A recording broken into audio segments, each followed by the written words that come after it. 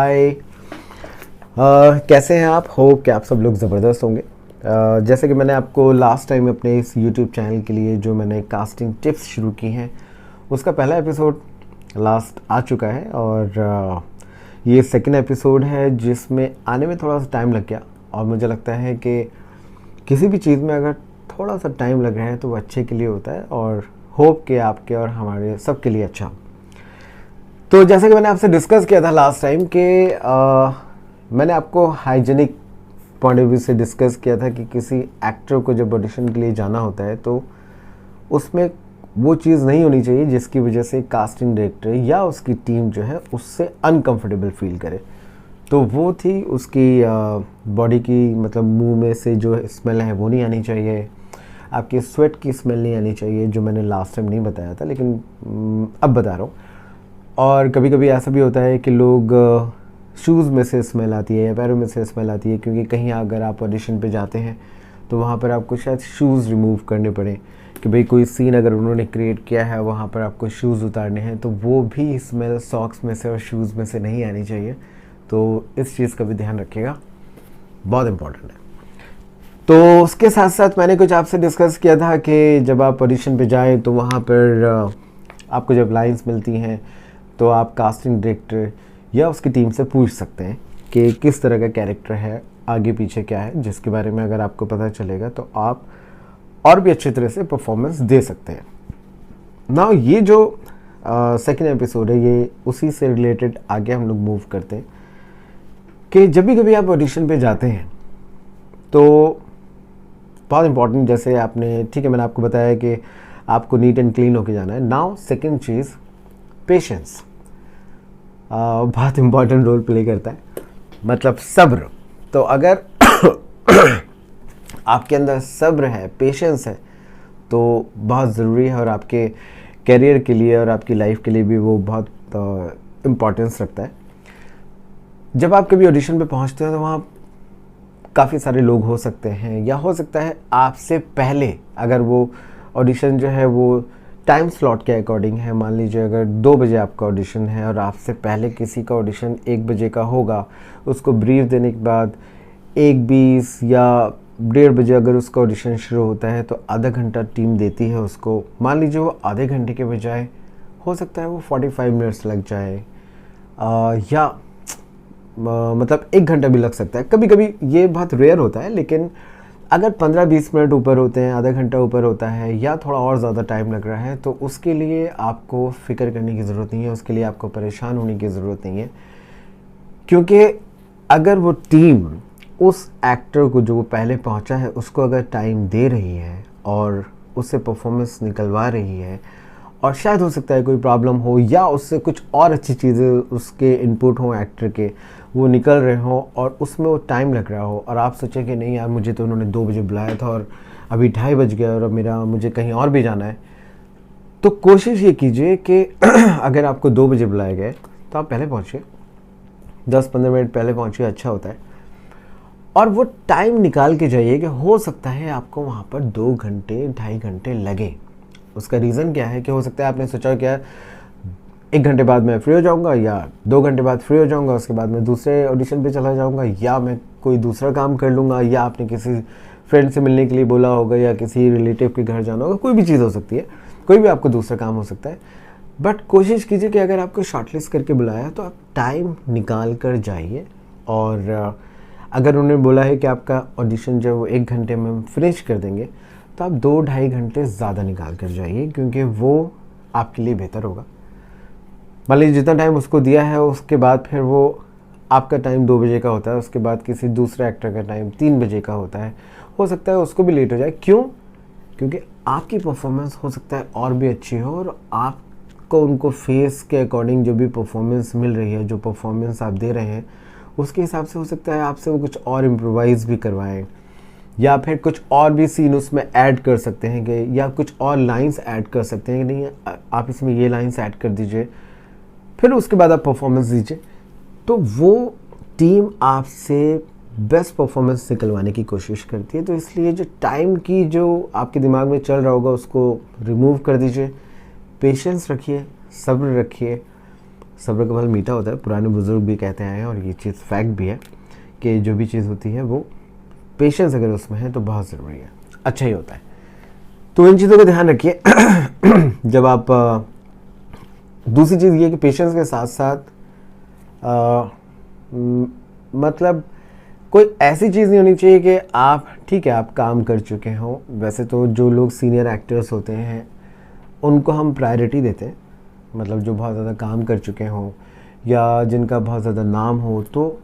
हम उनको प्रायोरिटी देते हैं और उसी के अकॉर्डिंग हम बुलाते हैं कि यार हम उनको उस वक्त बुलाएं जिस वक्त दूसरे एक्टर्स ना हो। और अगर दूसरे एक्टर्स हों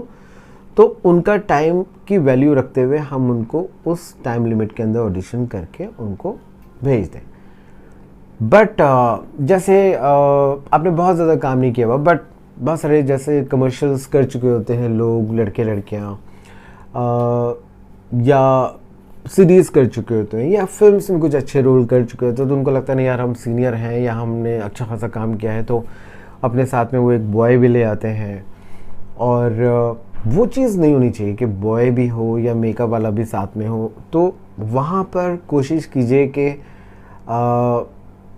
कास्टिंग टीम को या कास्टिंग डायरेक्टर को वो चीज़ें देख के ये ना लगे कि नहीं यार इनका ऑडिशन हमें जल्दी करना पड़ेगा, या ये अपने साथ लोग लेकर आए हैं तो ये सोच रहे हैं कि हम, क्योंकि बहुत सारे एक्टर्स कभी कभी ऐसे भी बोल देते हैं कि सर मेरी फ़्लाइट है, सर मेरा दूसरा ऑडिशन भी है, सर मेरी एक और मीटिंग भी है, तो प्लीज़ आप जल्दी कर लीजिए। ऐसा मत होने दीजिएगा, क्योंकि आपको शॉर्टलिस्ट करके बुलाया तो इसका मतलब आपकी वहाँ पर बहुत इम्पोर्टेंस है उस वक्त, और आपको बेस्ट ऑडिशन देना है। और बेस्ट ऑडिशन निकलवाने के लिए, आपकी बेस्ट परफॉर्मेंस के लिए आप तो हैं ही, बट आपको सपोर्ट करने के लिए कास्टिंग टीम भी होती है। उसमें मेरी कास्टिंग टीम भी हो सकती है, मैं भी हो सकता हूँ, दूसरी कास्टिंग टीम जो भी अच्छे कास्टिंग डायरेक्टर्स हैं जो काम कर चुके हैं इंडस्ट्री में और जो काम कर रहे हैं, वो प्रायोरिटी देते हैं एक्टर्स को और उसकी परफॉर्मेंस को। तो दो चीज़ें हो गई, पेशेंस एंड कोई आपके पास लगेज, मतलब ऐसी चीज़ नहीं होनी चाहिए जिसकी वजह से कास्टिंग टीम को या कास्टिंग डायरेक्टर को थोड़ा ऑकवर्ड लगे। तो ये ध्यान रखिएगा। स्क्रिप्ट, जैसे कि आपको मैंने लास्ट में बताया था कि जब आपको स्क्रिप्ट दी जाती है तो उस स्क्रिप्ट को प्रिपेयर कीजिए, और मैंने बताया था कि उससे पहले या उसके बाद या उसके सराउंडिंग, मतलब उसके आसपास में क्या सिचुएशन है, उस सिचुएशन को समझते हुए अगर आपकी समझ में नहीं आ रहा है या आप कुछ और ज़्यादा जानना चाहते हैं तो आप कास्टिंग टीम से पूछ सकते हैं, ताकि जब आप अपनी परफॉर्मेंस रिकॉर्ड करें या जब आप तैयार करें तो वो आप विजुलाइज करें और उस विजुलाइजेशन के साथ साथ अपने कैरेक्टर को और इन्हेंस करें और फिर परफॉर्मेंस दें। तो ये आपके लिए इम्पॉर्टेंट चीज़ हो गई है। ये वाला एपिसोड जो है वो हम यहीं ख़त्म करेंगे। कुछ और चीज़, जैसे कि मैंने लास्ट टाइम जब जो टिप्स दी थी उसमें बहुत सारे लोगों ने मुझसे क्वेश्चंस भी पूछे थे, तो जो भी कमेंट बॉक्स है अपने यूट्यूब चैनल का, वहाँ पे आप कमेंट करके कोई भी चीज़ पूछ सकते हैं। तो मैं अपने नेक्स्ट एपिसोड में आपको जो भी क्वेश्चंस हैं वो नेक्स्ट एपिसोड में मैं आपको पहले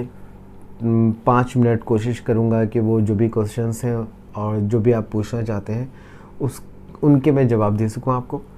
ताकि आपको थोड़ा सेटिस्फेक्शन मिल जाए कि कुछ भी क्वेश्चन होते हैं बहुत सारे लोगों के दिमाग में चलते हैं। जैसे लास्ट टाइम भी किसी ने मुझे पूछा था कि एक्टिंग के लिए क्या करना चाहिए, तो एक्टिंग स्कूल या थिएटर वर्कशॉप, तो बहुत सारे लोगों के अलग अलग क्वेश्चंस होते हैं, अलग अलग चीज़ें दिमाग में आती हैं, तो वो थोड़ा सा ध्यान रखिएगा। आपको जो भी पूछना है वो आप मेरे से पूछ सकते हैं। रेस्पॉन्स बहुत अच्छा था आप लोगों का और मुझे भी बहुत अच्छा लगा, क्योंकि काफ़ी लोगों ने अप्रिशिएट भी किया, मुझे बहुत लोगों ने तारीफ़ भी करी, और अच्छा लगता है ना जब कोई तारीफ़ करता है। तो चीज़ें अगर आपके पास जो भी मैं इन्फॉर्मेशंस दे रहा हूँ उससे अगर आपको फ़ायदा है तभी आप मुझे वापस से देखना पसंद करेंगे, मेरी इन बातों को सुनना पसंद करेंगे। तो होप कि ये चीज़ें जो हैं वो कंटिन्यू रहें कि आप मुझे पसंद करें। वैसे मैं तो सबको ही पसंद करता हूँ, क्योंकि एक्टर्स जो है मेरे लिए बहुत इम्पोर्टेंस रखते हैं मेरे लिए, और मैं कोशिश तो मेरी यही रहती है कि जो भी लोग ऑडिशंस पर आए मैं उन सबको कास्ट कर सकूं, बट एक लिमिटेशन होती है और उस कैरेक्टर की डिमांड के हिसाब से हम लोगों को देखते हैं, जैसे बहुत सारे लोग जो हैं वो ये भी बोलते हैं कि भाई मेरे पास मैसेज आ जाते हैं, या कभी कभी लोग आ जाते हैं ऑडिशन के बीच में रैंडम, तो और वो बोलते हैं कि सर हम फिट हैं क्या, और सर हम भी ऑडिशन दे सकते हैं क्या। तो इसलिए जो शॉर्टलिस्ट ऑडिशंस होते हैं, जो शॉर्टलिस्ट लोगों के ऑडिशंस होते हैं, इसका मतलब वो हमारे कैरेक्टर में फिट होते हैं। बहुत सारे लोग मुझे मेल करते हैं पिक्चर्स, मेरी कास्टिंग टीम को व्हाट्सएप भी करते हैं, और वो लोग सोचते हैं कि शायद शाहिद की टीम से अब फ़ोन आ जाए या उनकी तरफ से अब मुझे कॉल आ जाए। तो बहुत सारे लोगों को कॉल जाता भी है, जो लोग शॉर्टलिस्ट होते हैं, बहुत लोगों को नहीं भी जाता है। तो जाता उन लोगों को है ऑब्वियसली जो शॉर्टलिस्ट हैं, जो कैरेक्टर के हिसाब से परफेक्ट हैं, और जो कैरेक्टर के हिसाब से नहीं है तो उनको भी हम रखते हैं, और उनको सोचते हैं हम कि अगले जो भी हम प्रोजेक्ट कर रहे होते हैं उसमें हम शॉर्टलिस्ट करते हैं, जो ऑडिशन जो पिछली पिक्चर्स आ चुके होते हैं उनमें से निकाल के। वो एक प्रोसेस होता है, और इसलिए कभी भी लो फील करने की ज़रूरत नहीं है कि नहीं यार कॉल नहीं आया, और हम ऑडिशन कब देंगे या हमारा ऑडिशन कब होगा। सो सबका होगा। अभी फ़िलहाल जैसे कास्टिंग टिप्स के बारे में बात करता हूँ, उस इन बिटवीन मैं आपको कुछ इस तरह की भी चीज़ें भी बताता रहूँगा, ताकि आप में वो पेशेंस बना रहे और लाइफ में आप अच्छा करें, मैं भी अच्छा करूँ आप लोगों के साथ साथ। बाकी जो कमेंट्स हैं वो आप लिख सकते हैं, कुछ और अगर आपको पूछना है तो वो आप पूछ सकते हैं। मैं आपको अपने नेक्स्ट एपिसोड में ज़रूर बताऊँगा कि क्या क्या चीज़ें और हो सकती हैं। बाकी अपना ध्यान रखिए। मेरा चैनल या मेरी बातें या मेरी इन्फॉर्मेशन आपको कैसे लगी, आपके काम आ रही हैं नहीं आ रही, या आप सोच रहे हैं कि और क्या चीज़ के बारे में जानना चाहते हैं, वो आप मुझे कमेंट में लिख के भेजिए और मैं आपको जवाब दूंगा। Keep smiling and keep shining, watch my channel, ठीक है। Hope to see you soon, thank you.